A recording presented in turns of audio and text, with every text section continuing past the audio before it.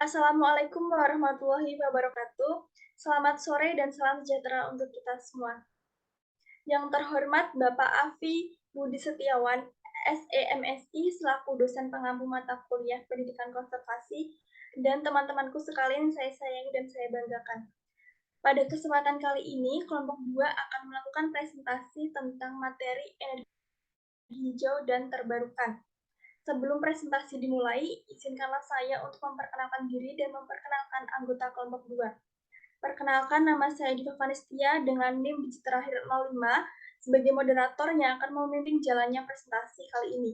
Yang kedua ada Aida Nur Hidayah dengan NIM digit terakhir 07, lalu ada Jenier Dwi Saputri dengan NIM digit terakhir 08, ada Afidatul Ulya dengan NIM digit terakhir 14, ada Henia Viva dengan NIM digit terakhir 15, Hanifatul Muniro dengan NIM digit terakhir 36, dan yang terakhir ada Azizah Rinita dengan NIM digit terakhir 58. Adapun hal-hal yang akan kita bahas terkait energi hijau dan terbarukan ini ada 5 bahasan pokok. Yang pertama ada pengertian energi hijau dan terbarukan. Yang kedua ada ciri-ciri energi hijau dan terbarukan. Yang ketiga ada manfaat energi hijau dan terbarukan. Yang keempat jenis-jenis energi terbarukan. Dan yang kelima ada energi terbarukan yang ada di UNES. Langsung saja kita mulai presentasinya dengan memulainya dari materi pengertian energi hijau dan terbarukan. Kepada teman yang bertugas, saya persilahkan.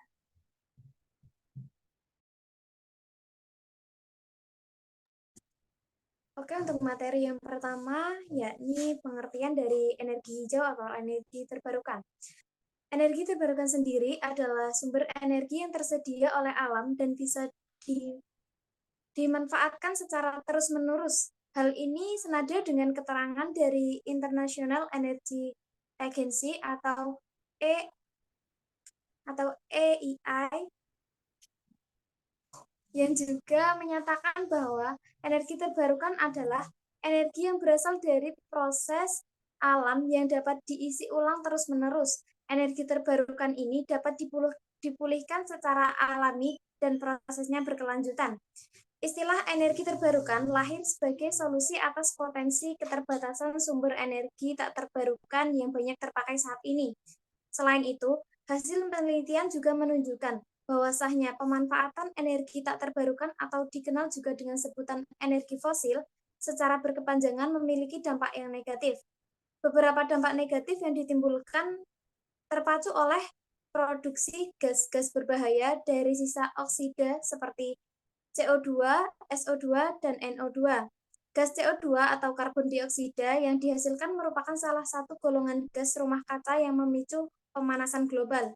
Sedangkan SO2 dan NO2 adalah senyawa yang menjadi sumber deposisi asam yang akan kembali ke permukaan bumi bersama hujan, asam, ataupun sebagai partikel bebas.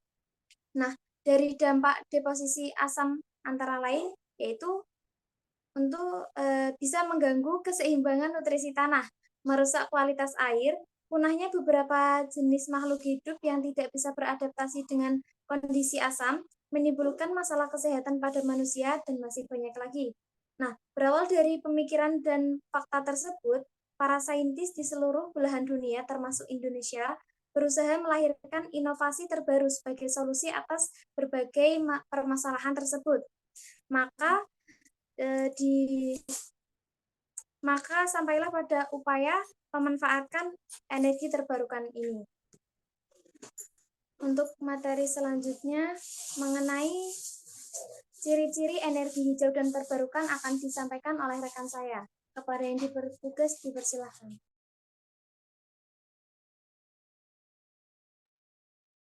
Baik, selanjutnya mengenai ciri energi hijau dan terbarukan.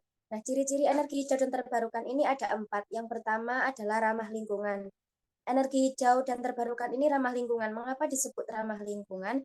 Karena energi hijau dan terbarukan ini dihasilkan dari sumber daya alam yang terbarukan. Artinya, maksudnya tidak menghasilkan emisi gas rumah kaca seperti yang disampaikan sebelumnya, seperti SO2, CO2, dan NO2. Atau polutan berbahaya lainnya yang dapat merusak lingkungan. Nah, ciri-ciri yang kedua ini adalah berkelanjutan, yang artinya sumber daya energi hijau dan terbarukan ini tidak terbatas dan tidak akan habis, sehingga dapat digunakan secara berkelanjutan selama bertahun-tahun tanpa menguras sumber daya yang lain. Nah, ciri-ciri yang ketiga adalah jumlahnya melimpah, yang mana tersedia secara melimpah di alam, artinya bahwa sumber daya alam atau bahan yang dimaksudkan tersedia dalam jumlah yang sangat banyak dan dapat ditemukan secara alami di lingkungan sekitar kita. Yang terakhir adalah biayanya hemat. Maksudnya biaya untuk Meskipun biaya awal untuk membangun infrastruktur energi hijau dan terbarukan ini mungkin lebih tinggi, namun biaya operasional dan pemeliharaannya ini lebih murah daripada sumber energi fosil. Nah, sekian yang dapat saya sampaikan. Untuk materi selanjutnya akan disampaikan oleh rekan saya. Ada yang bertugas, saya persilakan. Baik, terima kasih atas waktu dan layarnya. Selanjutnya yaitu manfaat dari energi hijau dan terbarukan. Manfaat dari energi hijau antara lain jumlahnya di alam berlimpah dan tidak akan habis. Kemudian dapat dimanfaatkan secara gratis karena sudah tersedia di alam. Selain itu juga perawatan relatif mudah jika dibandingkan dengan energi yang tidak terbarukan. Kemudian menjadikan mandiri energi, artinya tidak bergantung pada negara lain. Selanjutnya, mendorong perekonomian dan berpeluang membuka lapangan kerja baru. Selanjutnya, bebas dari perubahan harga seperti energi fosil dan relatif lebih mudah diterapkan di daerah terpencil karena setiap tempat memiliki sumber energi hijaunya masing-masing.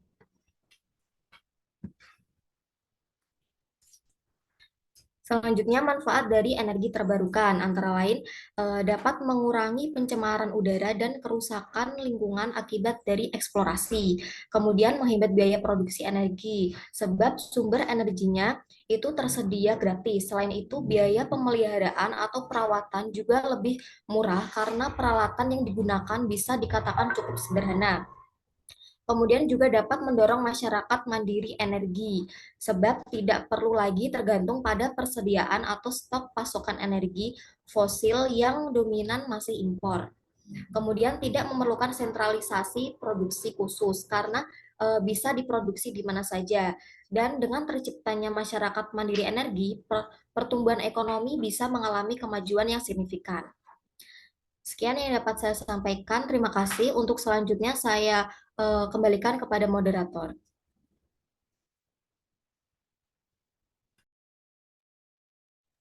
Baik, terima kasih. Selanjutnya untuk materi jenis-jenis energi terbarukan akan disampaikan oleh teman saya yang bertugas selanjutnya. Baik, selanjutnya yaitu mengenai jenis-jenis energi terbarukan. Nah, yang pertama yaitu ada geotermal atau panas bumi. Panas bumi sendiri merupakan energi panas yang berasal dari dalam bumi yang kemudian diolah menjadi energi. Nah, energi panas bumi ini biasanya terletak di kawasan-kawasan yang dilewati cincin api Pasifik, contohnya yaitu di Indonesia, di Jepang, dan di beberapa wilayah lainnya. Nah, panas bumi ini diekstraksi dari reservoir panas bumi menggunakan sumur ataupun cara lainnya. Penggunaan panas bumi sebagai energi terbarukan memiliki banyak kelebihan. Contohnya yaitu tidak memerlukan lahan yang luas dan tidak dipengaruhi oleh cuaca ataupun bahan bakar. Panas bumi biasanya digunakan untuk pembangkit listrik. Pasokan listrik yang menggunakan panas bumi ini cukup unggul, sebab bisa menjadi energi primer tumpuan untuk bahan dasar dalam jaringan listrik. Hal tersebut didukung oleh sifat panas bumi yang konsisten dan bisa menyediakan energi sepanjang hari.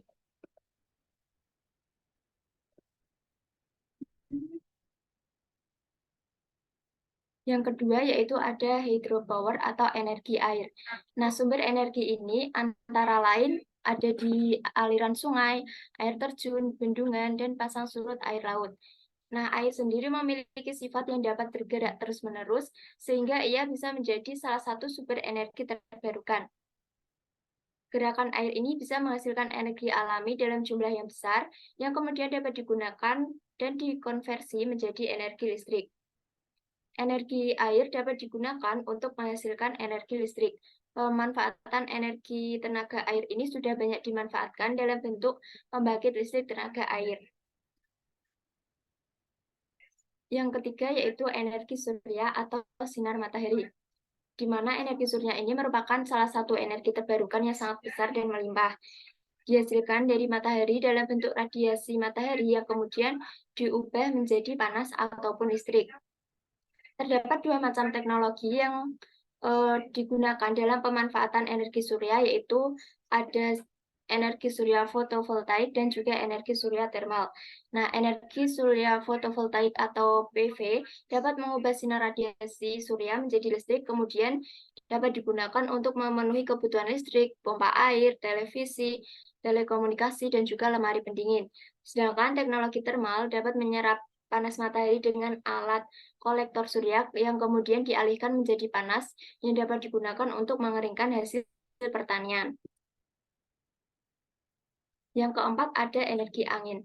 Angin adalah udara yang bergerak dari wilayah yang memiliki tekanan udara tinggi ke wilayah dengan tekanan udara yang rendah. Merupakan jenis energi terbarukan dengan potensi yang sangat melimpah di muka bumi dan menjadi salah satu sumber energi terbarukan yang potensial.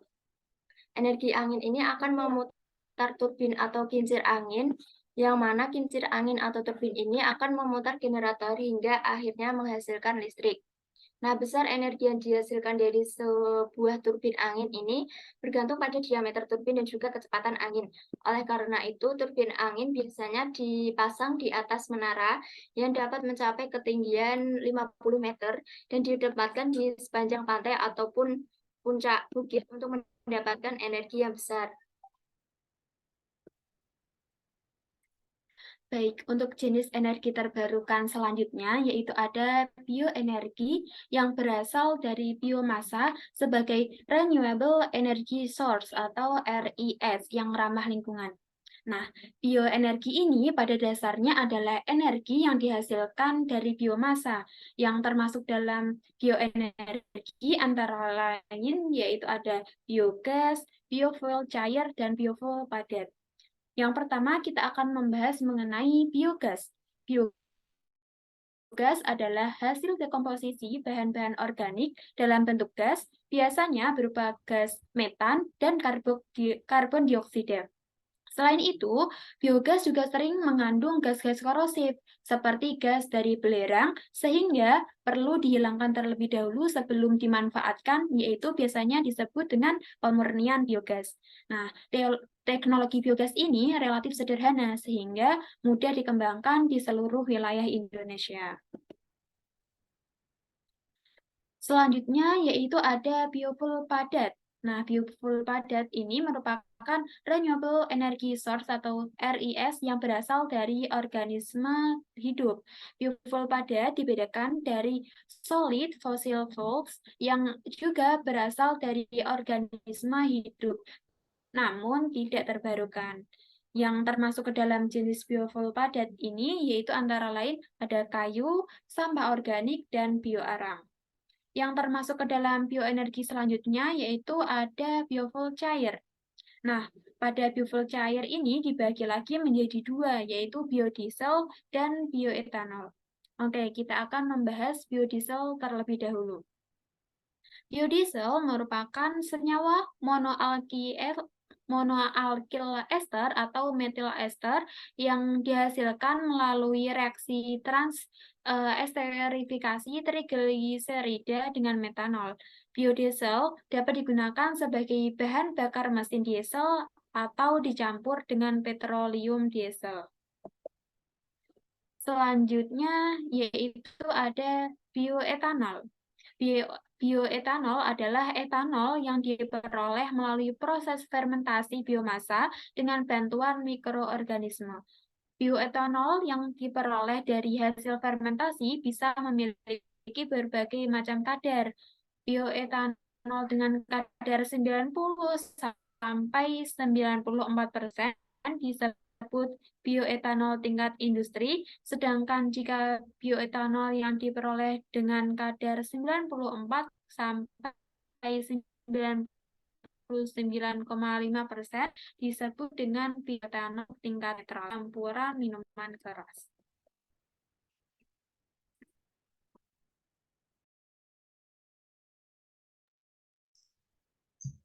Baik, selanjutnya untuk materi yang terakhir itu ada energi terbarukan yang ada di UNES.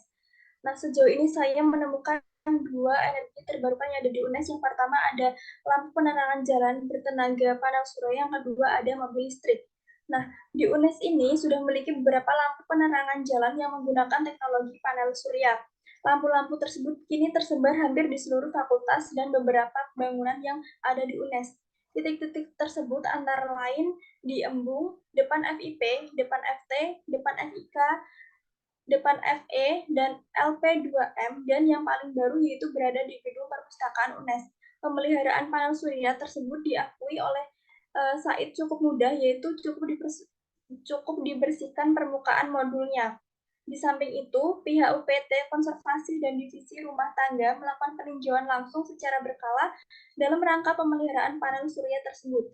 Kendala yang menengarai alat tersebut bisa tidak berfungsi adalah dari kualitas akumulator penyimpanan listrik yang kurang bagus. Lalu untuk materi tentang mobil listrik akan dijelaskan oleh Azizah. Baik, terima kasih. Untuk selanjutnya, energi terbarukan yang ada di UNES yaitu ada mobil listrik, di mana yang sering kita kenal yaitu dengan shuttle. Di mana shuttle ini merupakan transportasi umum yang menggunakan energi terbarukan. Nah, mobil listrik digerakkan oleh listrik yang disimpan dalam baterai yang dapat diisi ulang. Nah, mobil listrik ini lebih ramah lingkungan karena tidak menghasilkan emisi gas buangan. Nah, sel bahan bakar hidrogen juga bersifat ramah lingkungan karena tidak menghasilkan emisi gas buangan yang berbahaya. Kemudian untuk mobil listrik ini ditetapkan dalam Peraturan Rektor UNES Nomor 11 Tahun 2020 tentang Sistem Transportasi Internal Kampus Universitas Negeri Semarang, di mana mobil ini di setiap unitnya dimonitoring dan dievaluasi melalui program pemeringatan internal kampus, yaitu hijau, bersih, dan sehat atau HBAT. Sekian yang dapat saya sampaikan, selanjutnya saya kembalikan ke moderator.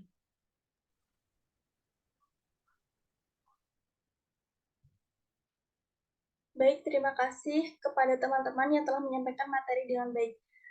Baik, sekian presentasi dari kelompok 2. Kami mohon maaf apabila masih terdapat kesalahan maupun kekurangan dalam menyampaikan materi. Nah, di sini kami menyediakan forum tanya jawab bagi teman-teman yang mempunyai pertanyaan terkait materi tersebut. Bagi teman-teman yang ingin bertanya, bisa menuliskannya di Google Dokumen yang telah kami sediakan. Pertanyaan akan kami tampung sampai pukul 18. Cukup sekian presentasi dari kami. Terima kasih. Wassalamualaikum warahmatullahi wabarakatuh. Waalaikumsalam warahmatullahi wabarakatuh.